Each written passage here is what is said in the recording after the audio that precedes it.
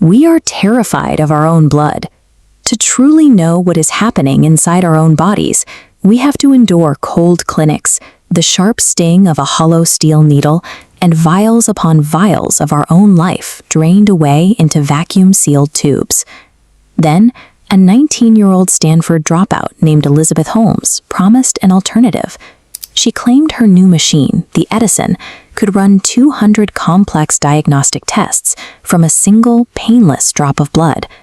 Investors handed her $900 million. The Walton family, former United States Secretaries of State, and media moguls built her company, Theranos, into a $9 billion empire. There was just one problem, a microscopic detail that all those brilliant minds completely ignored. The machine didn't work. It never worked. $9 billion flowed into a complete medical fraud because some of the wealthiest people on Earth chose the allure of tech magic over the rigorous demands of medical reality. In Silicon Valley, a crashing software app is easily patched, while you promise investors the tech is almost ready. Human biology operates on strict, unforgiving laws that cannot be coded away.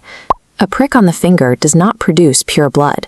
You get a messy mixture containing broken cells and interstitial fluid, the liquid found in the microscopic spaces between your cells. Because a single drop provides incredibly low volume, Theranos scientists had to dilute the samples to run their chemical assays. Flooding the sample with extra fluid destroyed the accuracy of the diagnostic signal. Healthcare venture capitalists demand peer-reviewed data and clinical trials.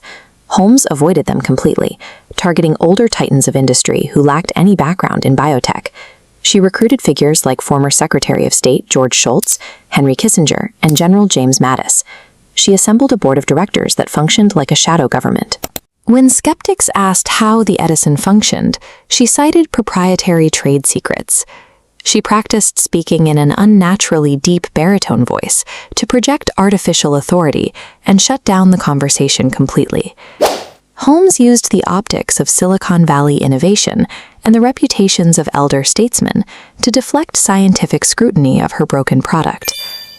Behind the bulletproof glass of Theranos headquarters, the corporate culture mutated into an authoritarian nightmare. Guards escorted employees to the bathroom, IT monitored every keystroke, and engineering was strictly forbidden from speaking to the chemists. The Edison machines sitting in the lobby were hollow props. When VIPs tested them, the machines displayed fake loading screens while performing zero analysis. Employees secretly extracted the blood, rushing it to a subterranean laboratory to run on commercially available Siemens machines. To make these machines read the tiny, diluted samples, staff hacked the equipment open. The resulting data was wildly inaccurate. Holmes then signed a massive partnership with Walgreens, placing Theranos wellness centers inside retail pharmacies across Arizona and California. The lab generated false data for real patients. People were told they were HIV positive when they weren't. Pregnant women received fabricated results indicating miscarriages, and cancer patients had their medication dosages altered based on random numbers spit out by chemists trapped in a windowless basement.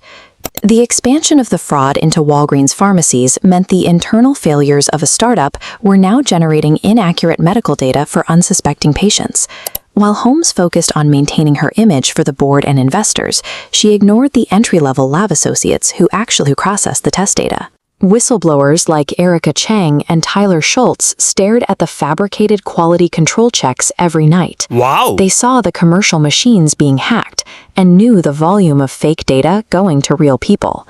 Tyler tried to warn management and eventually went directly to his own grandfather, board member George Shultz. His grandfather chose to believe Holmes over his own flesh and blood. Faced with extreme corporate intimidation and the threat of total financial ruin from ruthless corporate lawyers, Chang and Schultz reached out to John Carreyrou, an investigative reporter for the Wall Street Journal. Panicking, Holmes went directly to Rupert Murdoch, her largest individual investor and the owner of the Wall Street Journal, asking him to kill the story. He refused. The published article triggered an avalanche. The FDA swept in. Medicare and Medicaid conducted surprise lab inspections. Walgreens severed their partnership, and the $9 billion valuation instantly evaporated to zero. Federal wire fraud charges followed. The founder who promised to democratize healthcare was sentenced to over 11 years in prison. Theranos serves as a permanent, grim warning. When society allows unchecked investor enthusiasm and startup hype to override mathematical and biological reality, we enable deadly deception.